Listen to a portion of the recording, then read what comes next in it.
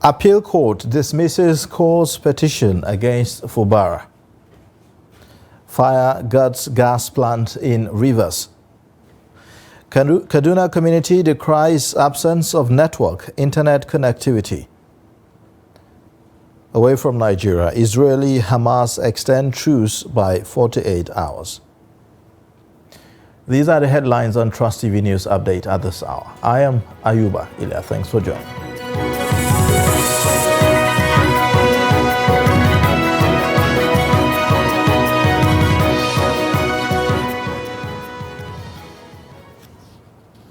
And now the details. An appeal court sitting in Lagos State on Tuesday dismissed the petition filed by the governorship candidate of the All Progressives Congress in Rivers State, Patrick Toye Cole, against Governor Siminalayi Fubara of the People's Democratic Party and the Independent National Electoral Commission, INEC. The APC candidate, who was present in the courtroom on Tuesday, wanted the court to direct INEC to declare him the winner of the March governorship election in Rivers.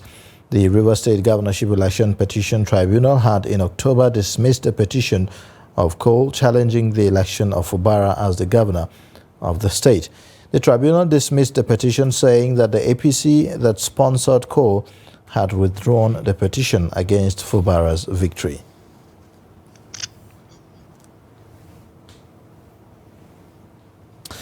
Now, former Deputy National Chairman of the People's Democratic Party, Chief Olabode George, and elders of the Lagos State chapter of the party on Monday called for a review of the Constitution to stop judges from declaring winners and losers of election.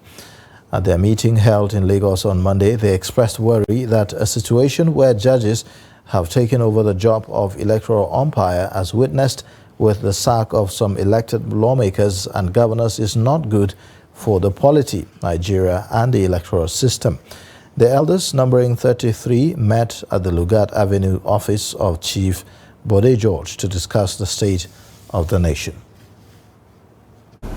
Electoral verdicts should be the sole responsibility of the electorate, but it has now been turned upside down.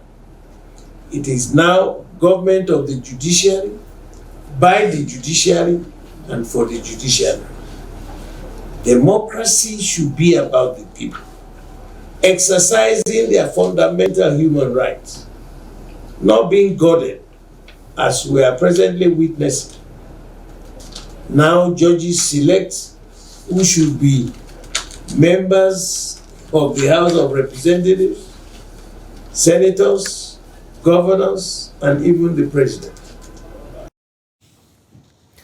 The Federal Executive Council has approved the 2024 Appropriation Bill at 27.5 trillion naira, which represents a 1.5 trillion naira increase from the earlier estimated bill. Minister of Budget and Economic Planning Atiku Bagudu explained on Monday at the end of the meeting that the new proposal was legitimate because projections could change due to many variables, including new priorities and MDA's presentations. Bagudu said that the MTEF that was approved by the National Assembly had estimated the exchange rate at 700 naira per dollar with an oil price benchmark of $73.96, but FEC had revised exchange rate to 750 naira to a dollar and had adopted an oil price benchmark of 77.96 in order to further fund the 8 priority areas of the administration. Meanwhile, Minister of Finance Wale Edun says that the federal government has secured funds from the African Development Bank for budget support. The forecast revenue is now 18.32 trillion, which is higher than the 2023 revenues, including that provided in the 2 supplementary budgets. Equally and commendably, the deficit is lower than that of 2023. Details of the renewed hope budget will be announced by Mr. President when he made the presentation to the National Assembly. Is the 1 billion for budget support the same as 1 billion for agric The answer is no. As I said earlier, this is a concessional financing. It is difficult to get, and the budget support one in particular was really a reward and support for the ongoing macroeconomic reforms, which of course improve the vibe. The House of Representatives says it is committed to greater and more transparent engagement with the public in order to reduce suspicion, build trust and generate support for the work of the legislature. The Speaker, Tajuddin Abbas, made this known on Monday while declaring open a one-day capacity building retreat for chairman and deputy chairman of the House committees held in Abuja. The report. The legislature is the engine room of a democratic government, while chairmen and deputies of committees are said to be the gear that keeps the engine running. This retreat on the theme Improving Legislative Performance Through Effective Committee Management is geared towards establishing clear expectations on how committees will conduct their businesses and how members will participate. In their goodwill messages, stakeholders called for synergy and the need to engage effectively with citizens. The numerous successes I highlighted earlier were achieved within only 5 months, and every success had the signatures of the entire leadership and the members of the House. It has always been the result of teamwork, diligence, patience, and parsimony. One of the things that citizens are concerned about is the nature of our public hearings. And since committees will be conducting public hearings, we want to implore that you communicate timelines and the participation of citizens early to encourage citizens to participate. Former Speaker of the House and Chief of Staff to the President, Femi Bajabiamila, in his submission, made few recommendations that would enhance the ability of the 10th House to perform optimally. One way to help the Nigerian people to better understand the legislature's role is to expose them to the inner workings of the legislature with a focus on legislative output, such as the publication of oversight and investigative reports. After such reports have been laid and considered on the floor of the House of Representatives, they can be published on a dedicated website as part of efforts to improve transparency and open government and ensure the rest of our fellow citizens understand what legislators do every day. For the Deputy Speaker, Benjamin Kalu, the retreat will ensure the efficiency in the work they do and will meet the expectation of taxpayers for the overall good of the nation. There are 2 or 3 committees that will be handling a particular assignment of the House of Representatives, whether it be investigative or in the course of the appropriation responsibility. Kindly follow the guideline. Let those who are supposed to lead these committees lead well, also with respect to other equal partners in this project, the other chairmen of committees. In a matter of days, the 2024 Appropriations Bill will be sent to the National Assembly for deliberation, and for the first time, the House will give Nigerians an avenue to participate in 2024 budget process. As we expect to receive the 2024 Appropriation Bill in the next coming few days, I wish to state that the House will convene a budget town hall meeting to enable citizens to make inputs into the 2024 budget appropriation. The one-day retreat is expected to improve legislative performance through effective committee management, which involves clear leadership, legislative effectiveness, oversight, audit committee effectiveness, and evidence-based policymaking. A gas plant located in the Rumukurusi axis of Port Harcourt, River State, went up in flames early Tuesday, causing panic among residents and business owners in the area. It was gathered that the incident occurred at about 5 a.m. when most people were still asleep. Residents said that they woke up after loud shouts from the location of the gas facility owned by Hydropet Oil Services Limited. A shop owner in the area who simply gave her name as Grace said that she saw the fire when she woke up around 5:20 a.m. Eyewitness accounts said that at about 9 a.m., men of the Federal Fire Service were trying to put out the fire, which lasted for about 4 hours. Following the Monday 27th November attack on its officers in Aara community, the leadership of the Imo Police Command has vowed to bring to justice the perpetrators of the dastardly act that led to the death of 2 of its personnel. According to a statement by the Police Public Relations Officer, ASP Henry Okoye, the Commissioner of Police in the state, Aboki Danjuma, has deployed the command's Special Tactical Squad and equipped them with the necessary operational assets to go all out in collaboration with the military and hunt down the hoodlums. Meanwhile, the claim of the arrest of 18 suspects in connection with the killings of a police DPO and an inspector of police at Aara Junction in Mbase has sparked up reactions among residents of Imo State.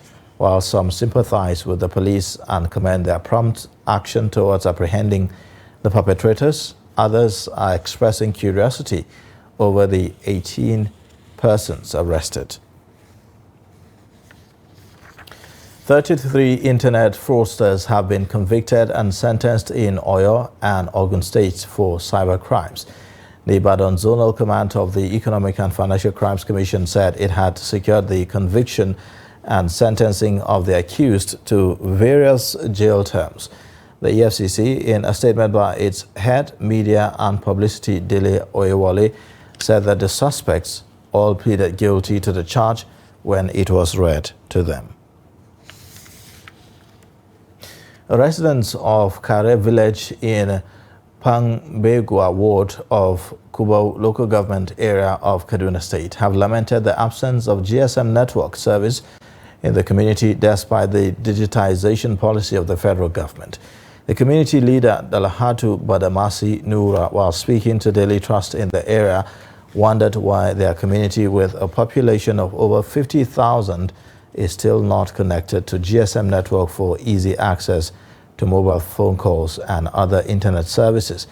The village head, who described the negative trend as an outright neglect of the community by their representatives at both state and federal government, said that apart from crippling business and economic activities, the absence has also exposed the community to security threats.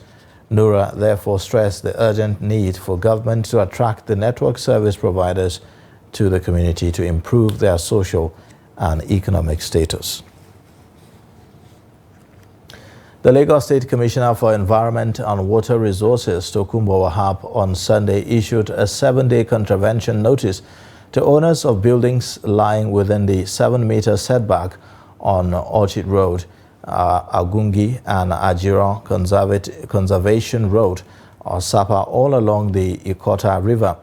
Wahab made the declaration alongside the Special Advisor Environment, Mr. Olakunle Rotimi Akodu, after an extensive inspection tour which lasted till dusk to System 156 and 157 channel along Ikota River.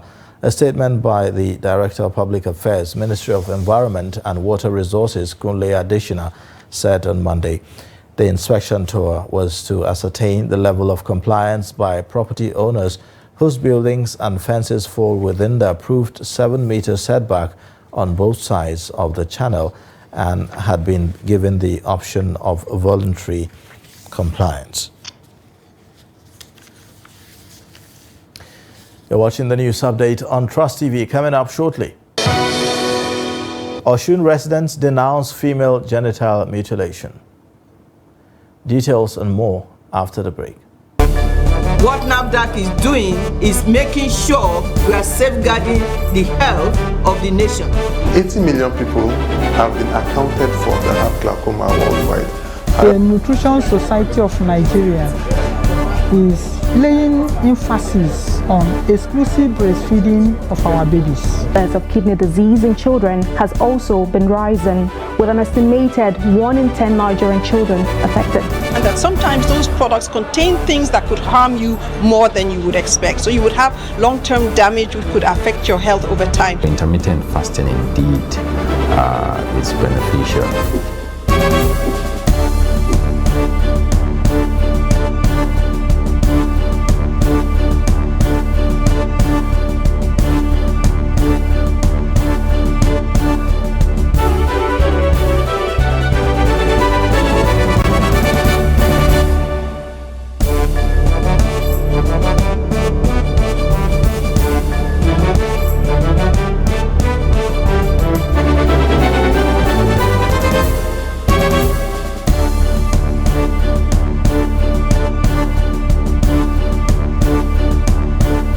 We started manufacturing leather since 1958.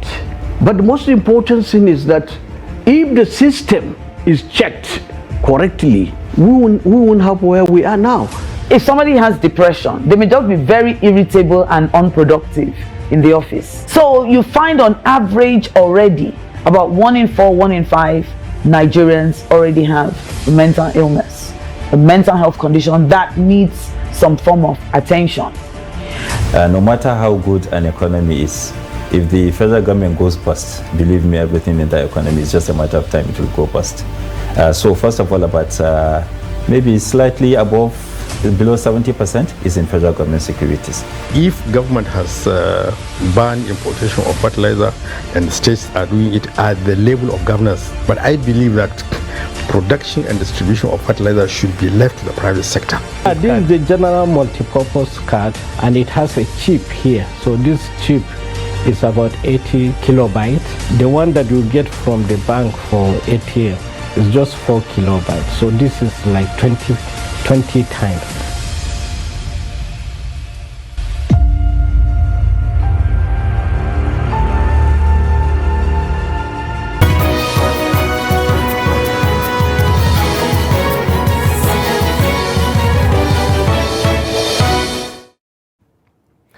Thanks for staying with us. You're watching the news update on Trust TV. Here's a reminder of our top stories.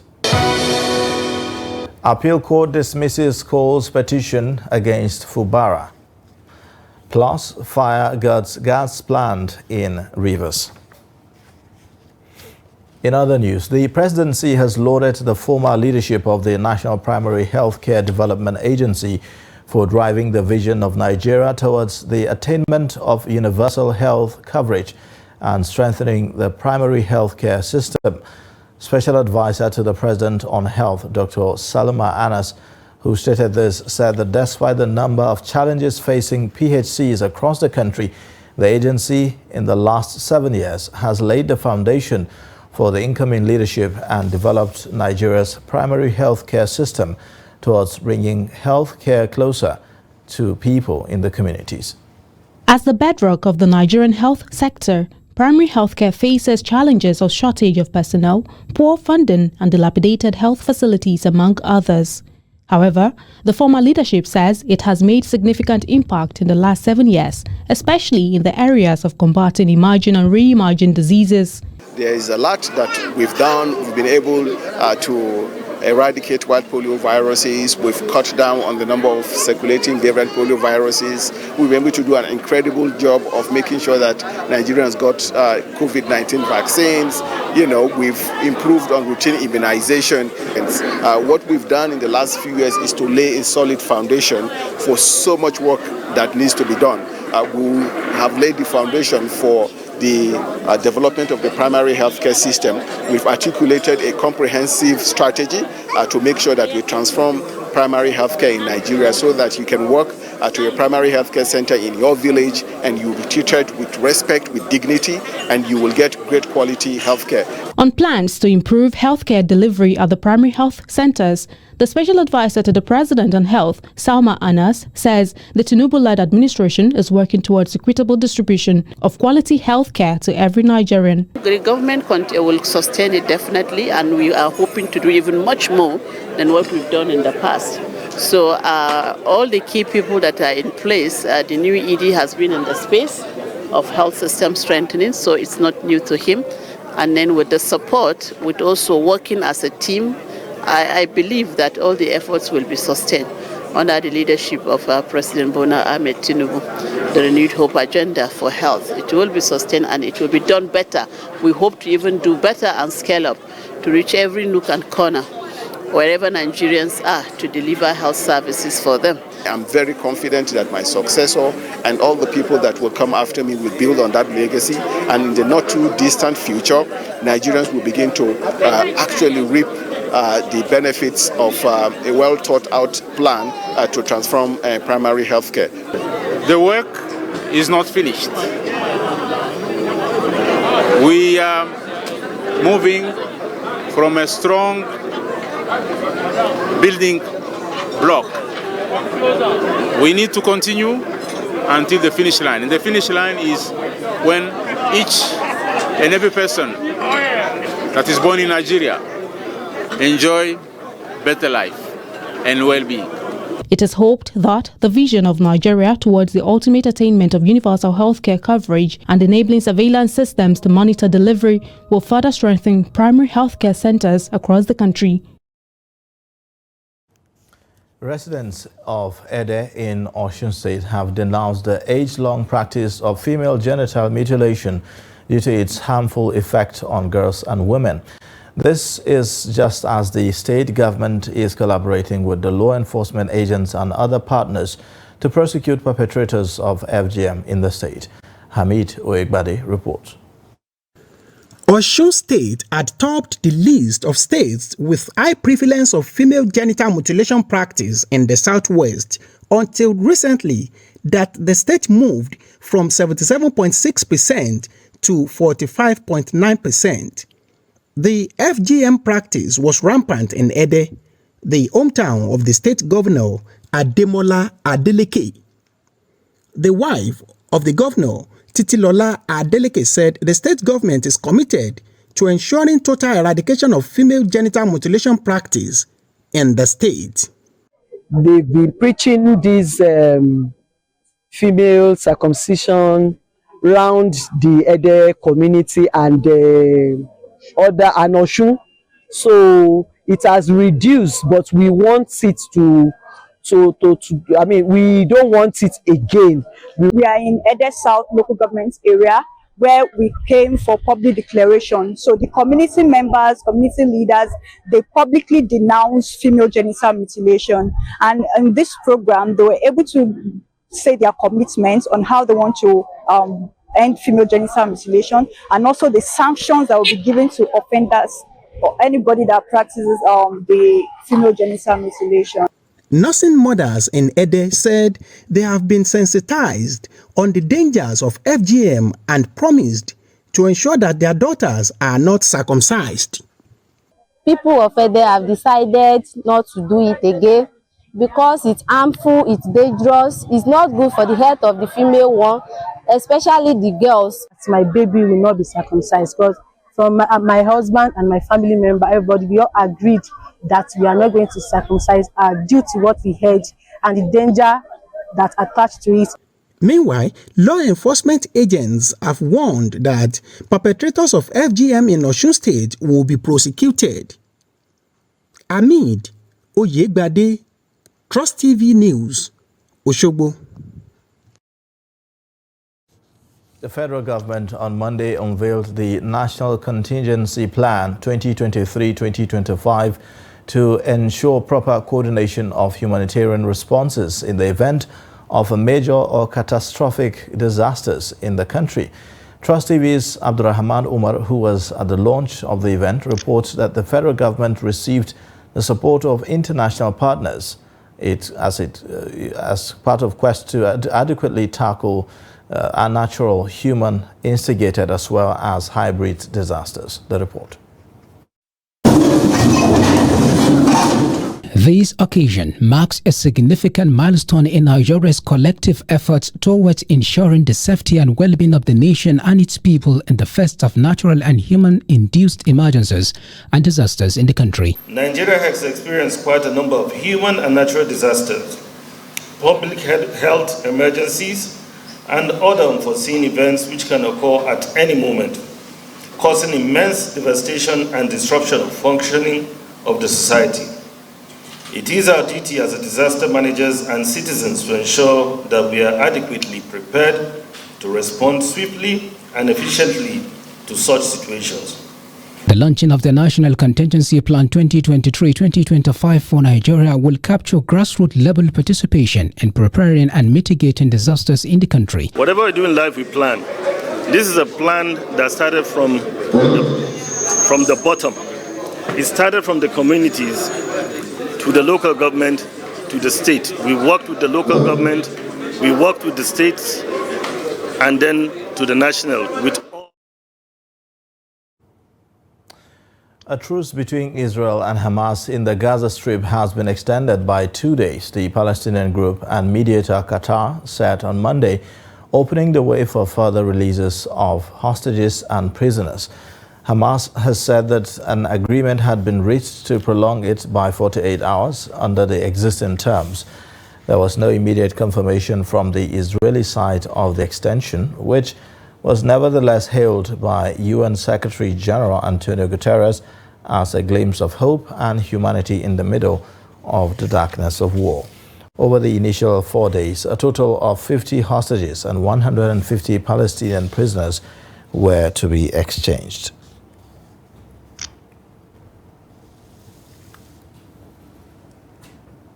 And that's a wrap on the news update. You can watch more via all our social media platforms and also on our YouTube live stream.